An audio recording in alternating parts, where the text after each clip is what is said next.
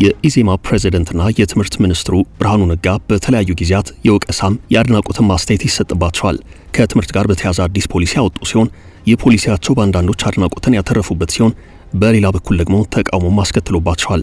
ብርሃኑ ነጋ ክልል አቀፍ ተቃውሞ ቀርቦባቸዋል። ከሰሞኑ ትምህርት ሚኒስትሩ ያነጣጠረባቸው ተቃውሞ የቀረበው ከሃይማኖት ጋር ተገናኝቶ ነው። ሌላው ተቃውሞ የቀረበባቸው መጠነኛ የተማሪዎች አመጽ ነው። ትምህርት ሚኒስቴር በትምህርት ቤቶች የፍቅረኞች ቀን ማክበር እንዲሁም ክሬዚ ዴይ፣ ኦሊስ ዴይ፣ ቫለንታይን ዴይ የሚባሉና ሌሎች አላስፈላጊ የሆኑ ባህልን የማይገልጹ ድርጊቶችን ማክበር የሚከለክል መመሪያ እነሆኝ ብሏል። መመሪያው በመንግስት መንግስታዊ ባልሆኑ የግል በሃይማኖት ተቋማት የሚተዳደሩ ትምህርት ቤቶችና ከኢትዮጵያ ውጭ ባሉ ኮሚዩኒቲ ትምህርት ቤቶች በሚማሩ ተማሪዎች ላይ ተፈጻሚ ይሆናል። በመመሪያው የተማሪዎች መብትና ግዴታዎች ሲቀመጡ በተማሪዎች ግዴታ ስር ጸጉርን በአግባቡ መሰራት፣ ማሳጠር ከተፈጥሯዊ ጸጉራቸው ውጭ እንዳይጠቀሙም የሚከለክል ነው። የሴቶች የትምህርት ቤት የደንብ ልብስ ቀሚስ ቁመት ከባት በታች መሆን ያለበት ሲሆን ከአካባቢው ባህል ጋር የማይቃረን ልብስ መልበስም ይገባል ተብሏል። በመመሪያው ከተከለከሉ ተግባራት መካከል ሲጋራ ማጤስ፣ አልኮል መጠጣት፣ ጫት መቃም፣ እጾችን መጠቀም፣ ማዘዋወር፣ ሞባይልና የሙዚቃ ማዳመጫዎችን ወደ ትምህርት ቤት ይዞ መምጣት ይገኙበታል። በትምህርት ቤት ግቢ ውስጥ ሃይማኖታዊ አምልኮ ስርዓትና የፖለቲካ እንቅስቃሴዎችን ማከናወንም አይቻልም ተብሏል። ይህ አዲስ መመሪያ ከባድ ውዝግብ አስከትሏል። በመመሪያው ሀገራዊ ሴት ያልሆኑ መጤ ነገሮችን በሰውነት ላይ መነቀስ ሲከለከል፣ ሴት ተማሪዎች የጥፍር የጸጉርና የከንፈር ቀለም ከመቀባትና ከመኳኳል እንዲሁም አላስፈላጊ ጌጥ ከማድረግ ተከልክለዋል።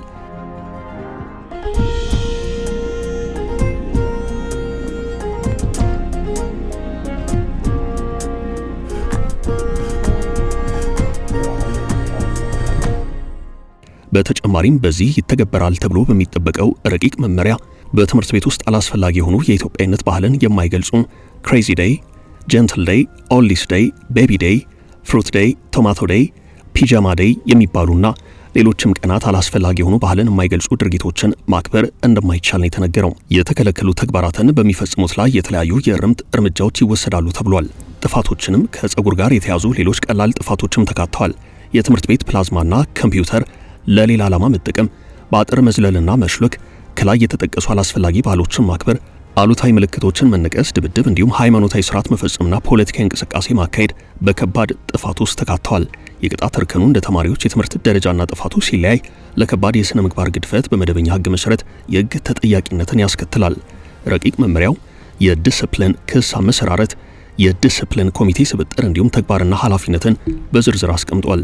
ከዚህ ባለፈ ትንባሆ ወይንም ሲጃራ፣ ሺሻ፣ ጫት፣ አልኮል፣ የናርኮቲክና ሳይኮትሮፒክ ዝርያ ያላቸው አደገኛ ህገወጥ መድኃኒቶችና ሱስ አስያዥ እጾች በትምህርት ቤቶችና በዛም አካባቢ መገኘት፣ መጠቀም፣ መሸጥ፣ ማብቀል፣ ማምረት ወይንም መለወጥ የተከለከለ እንደሆነ መመሪያው ያዛል። እንዲሁም የአልኮል መሸጫና ማከፋፈያ ቤቶች፣ የሲጃራ መሸጫ ሱቆች፣ ሺሻ ቤቶች፣ ጫት መሸጫና መቃሚያ ቤቶች፣ ጭፈራ ቤቶች፣ ቁማር ቤቶች፣ የእንግዳ ማረፊያ ቤቶች፣ የሰውነት መታሻ ማሳጅ ቤቶች፣ የፊልም ማጫወቻ ቤቶች፣ ፕሌይስቴሽን ቤቶች፣ ዲኤስቲቪ ቤቶች፣ ከረምቡላ ፑል፣ ጆተኒ፣ ቢንጎና የስፖርት ቁማር መጫወቻ ቤቶችም እገዳ ተጥሎባቸዋል። ማለትም ከትምህርት ቤቶች አካባቢ ድርሽ እንዳይሉ በዛም ቀጠና ላይ አንዳችም አይነት የንግድ እንቅስቃሴ እንዳካሄዱ ተከልክለዋል። መመሪያው በየደረጃው ያሉ የባለድርሻ አካላትን ተግባርና ኃላፊነት ዘርዝሮ ሲያስቀምጥ ማንኛውም ትምህርት ቤት ያለመሸኛ ተማሪዎችን ተቀብሎ መመዝገብን ከልክሏል። ሰሞንኛው የትምህርት ሚኒስቴርና የእስልምና ጉዳዮች ጠቅላይ ምክር ቤት ውዝግብ በቅርቡ የኢትዮጵያ እስልምና ጉዳዮች ጠቅላይ ምክር ቤት በትምህርት ሚኒስቴር በተደጋጋሚ እየተፈጸመ ነው ያለውን የሙስሊም ተማሪዎች ከትምህርት የማራቅ ዘመቻ በአስቸኳይ መቆም አለበት ብሏል። የጠቅላይ ምክር ቤቱ ፕሬዝዳንት ሼህ ሀጂ ኢብራሂም ቱፋ እንዳሉት ሙስሊም ተማሪዎች ባለባበሳቸው ምክንያት በተደጋጋሚ እየተፈጸመ ያለው በደል የሀገራችንን ተከባብሮ የመኖር እሴት የመናድ ተግባር ነው ብለውታል። ይህ አሁን ያለንበት ዘመን የአጼው ስርዓት አይደለም። የአጼው ስርዓት ለአንዴና ለመጨረሻ ጊዜ ሞቶ ተቀብሯል፣ ዳግም ሊመለስ አይችልም ያሉ ሲሆን አከል አድርገውም ሂጃብም ሆነ ኒቃብ የሙስሊም ሴት ተማሪዎች መገለጫ መሆኑን በማንሳት አንዱን ፈቅዶ አንዱን መከልከል አይቻልም ብለዋል። ሀገር ወዳድ ሙስሊሙ ማህበረሰብ በትምህርት ሚኒስቴር በተደጋጋሚ እየተፈጸመ ያለውን በደል በትዕግስት ማሳለፉን አንስተው የሚመለከተው የመንግስት አካል አፋጣኝ መፍትሄ እንዲሰጥ ጠይቀዋል። 17 አባላት ያሉት ኮሚቴ ሙስሊም ተማሪዎች ላይ እየተፈጸመ ያለውን በደል እንዲያጣራ መቋቋሙንም አያይዞ አስታውቀዋል። የሙስሊም ሴት ተማሪዎች የእምነት አለባበስ ሂጃብ ለብሶ የመማር መብት በተመለከተ ከፌዴራል ሕገ መንግስት ጀምሮ በሀገሪቱ ውስጥ ያሉ የተለያዩ ሕጎችን ብንመለከት ሙስሊም ሴት ተማሪዎች ሃይማኖታዊ ግዴታቸው ያደረገባቸውን ልብስ ለብሰው ትምህርት እንዳይማሩ የሚከለክል ሕግ የለም። ቢኖር እንኳን በሕገ መንግስቱ አንቀጽ 27 የተደነገገው የሃይማኖት የእምነትና የአመለካከት ነጻነት መብት የሚጋጭ በመሆኑ በሕገ መንግስቱ አንቀጽ 9 ተራ ቁጥር 1 መሰረት የማንኛውም የመንግስት አካል ባለስልጣን ውሳኔ ከሕገ መንግስቱ ጋር የሚጋጭ ከሆነ ተፈጻሚነት አይኖረውም ይላል። በመሆኑ ሙስሊም ሴት ተማሪዎች ሃይማኖታቸው ግዴታ ያደረገባቸው ልብስ ለብሰው መማር አይችሉም የሚል የባለስልጣን የግል ውሳኔ ከሕገ መንግስቱ ጋር በቀጥታ የሚጣረስ በመሆኑ ተፈጻሚነት ሊኖረው አይገባም ብለዋል። ነገር ግን ሕገ መንግስቱ በዚህ ልክ ግልጽ ሆኖ እያለ የትምህርት ሚኒስቴር እንደ ተቋም ሚኒስትሩ ደግሞ በተለያዩ ጊዜያት በሚያደርጓቸው ንግግሮችና በሚሰጧቸው አስተያየቶች ሙስሊም ሴት ተማሪዎች ሃይማኖታቸው ግዴታ ያደረገባቸው ሂጃብ የተሳሳተ ትርጉም ሲሰጡ ለብሰው መማር አይችሉም የሚል አንድምታ ያለው ንግግር ሲያሰሙ ይስተዋላል። ይህ ፈጽሞ ተቀባይነት የለውም፣ ህዝበ ሙስሊሙና የህዝበ ሙስሊሙ መሪን ተቋም ያሳዘነ ጉዳይ ነው ሲሉ በመግለጫቸው ተችተዋል። በሌላ በኩል የአማራ ክልል የእስልምና ጉዳዮች ምክር ቤት ትምህርት ሚኒስቴርና የአማራ ክልል ትምህርት ቢሮ የግዕዝ ቋንቋ ትምህርትን ጨምሮ በተለያዩ ጊዜያት የሚወስኗቸው ውሳኔዎች የሙስሊሙን ህዝብ መብት በእጅጉ የሚጋፉና የሚጥሱ ናቸው በማለት ተቃውሞን አሰምቷል።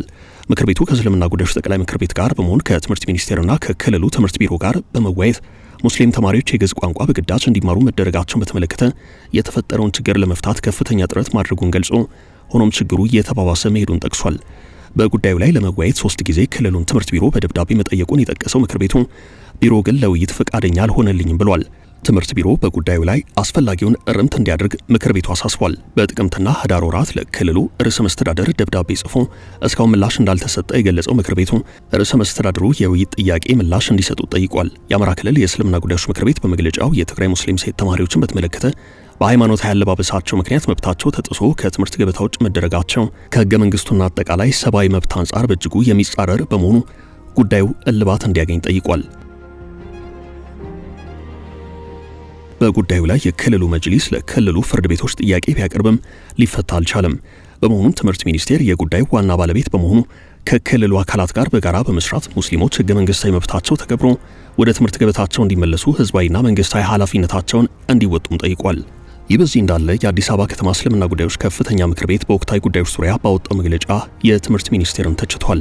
መግለጫውን በንግግር የከፈቱት የአዲስ አበባ እስልምና ጉዳዮች ከፍተኛ ምክር ቤት ፕሬዝዳንት ሼህ ሱልጣን አማን ኤባ ልጆቻችን በሰላም እየተማሩ ባሉበት የትምህርት ሚኒስቴር ሆነ ብሎ የሂጃብና የኒቃብ አጀንዳ ማንሳቱ የሀገርን ሰላም ማወክ ነው ብለዋል። በመረጥነው መንግስት ያልመረጥነው አስተሳሰብ ሊጫንብን አይገባም ያሉት ሼህ ሱልጣን በጉንችሬና በሌሎች አካባቢዎች የተፈጸሙ የመብት ጥሰቶች አዲስ አበባ ላይ እንዲተገብሩ አንፈቅድም ብለዋል። አያይዘውም የሂጃብ የኒቃብ እንዲሁም የሶላት ጉዳይ ፈጽሞ ለድርድር የሚቀርብ አይደለም ሲሉም ተናግረዋል። የደቡብ ምዕራብ ኢትዮጵያ እስልምና ጉዳዮች ከፍተኛ ምክር ቤት በወቅታዊ ጉዳዮች ላይ በሰጠው መግለጫ በሰሞኑን ትምህርት ሚኒስቴር በአዳማ ከተማ በነበረው መርሃ ግብር የመማር ማስተማር ሂደትን በተመለከተ ባስተላለፈው መመሪያ ላይ ኢስላማዊ አለባበስን በትምህርት ተቋማት ውስጥ ተግባራዊ እንዳይሆን ለማድረግ የከለከለበት መንገድ የተጠና ትንኮሳና በሴራ ሙስሊሙን ከትምህርት የማግለል ዘመቻ ነው ሲል ተቃውሞውን ገልጿል። የትግራይ ክልል እስልምና ጉዳዮች ከፍተኛ ምክር ቤት ሙስሊም ሴት ተማሪዎች በተለያዩ ጊዜያት በሂጃባቸው ምክንያት የሚደርስባቸው በደል ዘላቂ መፍትሄ እንዲሰጠው ጠይቋል። እንዲህ ያለ ከያቅጣጫው በትምህርት ሚኒስቴር በተለይ በሃይማኖታዊ ጉዳዮች ላይ የተነሳው ከባድ የሆነ ጥያቄ አፋጣኝ መልስ የሚያሻው ስለመሆኑ እየተነገረ ነው። ከሃይማኖታዊ ጉዳይ ወጣ ብሎ ደግሞ ሰሞኑን በትምህርት ሚኒስቴር ላይ የቀረበው የሰላ ትችትና ተቃውሞ ደግሞ ከከፍተኛ ትምህርት ተቋማት ተማሪዎች ጋር የሚገናኝ ነው። የትምህርት ሚኒስትሩ ብርሃኑ ነጋ የከፍተኛ ትምህርት ተቋማት ተማሪዎች የ3ኛ ዓመት ትምህርታቸውን ሲያጠናቅቁ ለ1 ዓመት የማስተማር አገልግሎት እንዲሰጡ የሚያስገድደው መመሪያ ከ2019 የትምህርት ዘመን ጀምሮ ተግባራዊ እንደሚሆን መናገራቸውን ተከትሎ ካለፈው ሰኞ ህዳር 8 ቀን 2018 ዓ.ም ጀምሮ በአንዳንድ የመንግስት ዩኒቨርሲቲዎች ተማሪዎች ተቃውሟቸውን አሰምተዋል። የመምህርነት ሙያ ስልጠና ሳንወስድ ተማሪዎች ሆነን የማስተማር ብሔራዊ አገልግሎት ስጡ መባላችን ተቀባይነት የለውም። የምንመረቅበትንም ዓመት በሌላ ተጨማሪ ጊዜ እንዲራዘም ማድረግ አግባብ አይደለም በሚል ተማሪዎቹ በተለያዩ መንግስታዊ ትምህርት ተቋማት የሚገኙ ተማሪዎች ማለት ነው አዲሱን መመሪያ ተቃውመው ድምጻቸውን አሰምተዋል። የትምህርት ሚኒስትሩ ብርሃኑ ነጋ በህዝብ ተወካዮች ምክር ቤት ፊት ቀርበው በዚህ ሰሞን ባደረጉት ገለጻ ደግሞ የመጀመሪያ ዲግሪ ያላቸው ተመራቂዎች የ1 ዓመት የማስተማር ስነ ዘዴ ኮርስ በመውሰድ ለመምህርነት ብቁ መሆን እንደሚችሉ ጠቁመዋል።